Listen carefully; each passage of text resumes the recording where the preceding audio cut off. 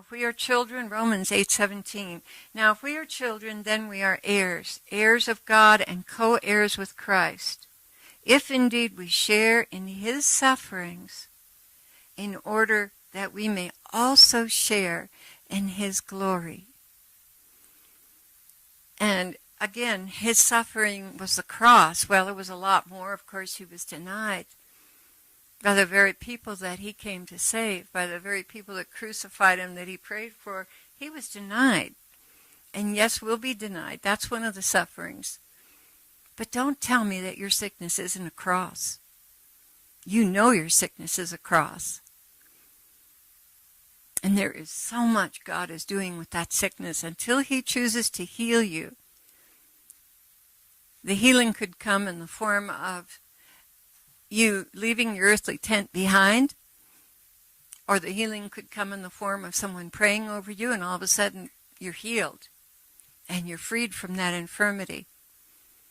But until that healing comes, there's work to do. Things are going on. There's power, powerful, powerful graces being released from the work of that cross. The complications to your life. Your loved ones. I mean, all of us feel terrible when we're sick and we're a burden to other people. I mean, what could be more miserable? You're a burden to yourself and you're a burden to others. That's a hard cross. But you have to understand that there is sanctification going on in that household. The ones who are suffering with you because of all the work they have to do to take care of you are also being sanctified.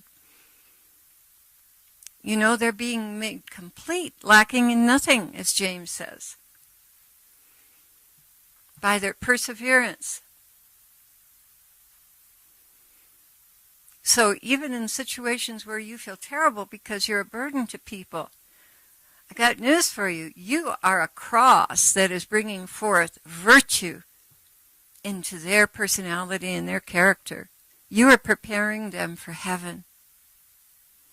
It's a beautiful thing. Very hard, very difficult, very painful, but a beautiful dynamic. The other thing about the cross that is so powerful is humiliation. Being humbled, even as I just talked about. You're in a household and you're a burden to other people. That is so humbling. Maybe you can't get up and go to the restroom.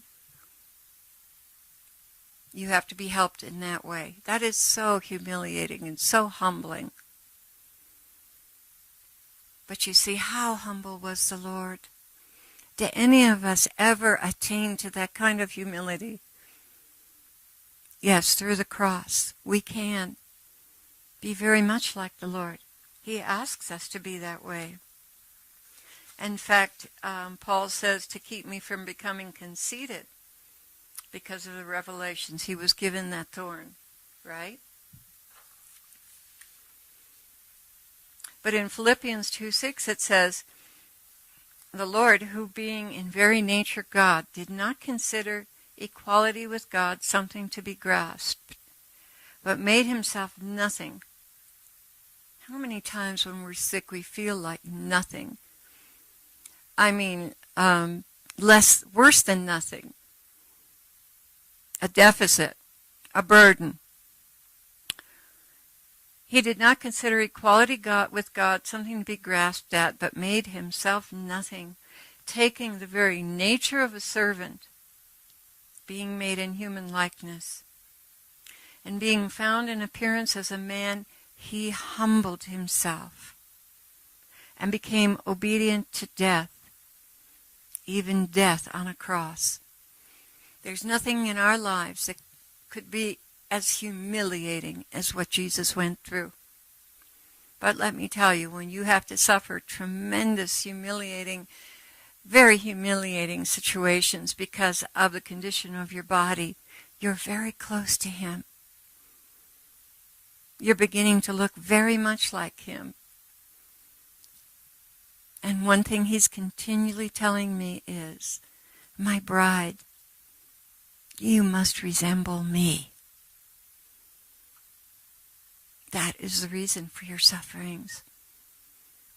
I want you to resemble me. And when you come to heaven, such glory will be yours for the crosses that you carried. Never mind if you complain. I'm hoping that I'm giving you a perspective on this so that you'll stop complaining and start thanking the Lord. This is something he's been working with me for a long time about. My husband as well. The glory that will be ours because we received those crosses and we carried them faithfully without becoming bitter, angry, disillusioned. Maybe we had to deal with depression sometimes. But even that can be a terrible cross to carry. But if we know the Lord and we love him, he will communicate his grace, his mercy, his love, and his comfort to us. And whisper into our hearts, beloved, there's nothing wrong with your faith. There's no great sin in your life. I'm sharing my cross with you. Will you help me carry it? You see, the Lord is going to suffer pain until the very day that this whole mess is wrapped up and every soul their destiny has been decided. He's going to suffer because he created us, and because when we suffer, he suffers terribly. He cries with us. He hurts with us. His compassion is beyond reckoning. You can't understand God's compassion. It is so much higher than anything we can imagine. And when you're carrying that cross, he's right there with you. And he's going to whisper into your ear, beloved, there's nothing wrong with you. There's no condemnation. You're not lacking in faith. There was nothing wrong with the gift of healing. This is a cross. It's a cross I've given you. And because you have carried it with love and devotion for me, I've united your suffering to my suffering on the cross. And great glory will be yours in heaven. And you will see all of the beautiful things that were accomplished through your suffering. Relatives that eventually came to the Lord.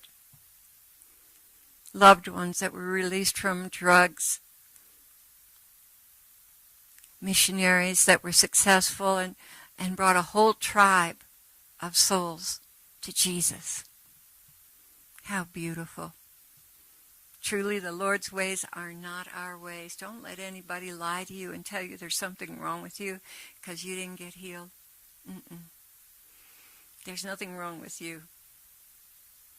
Jesus is sharing his cross. God bless you.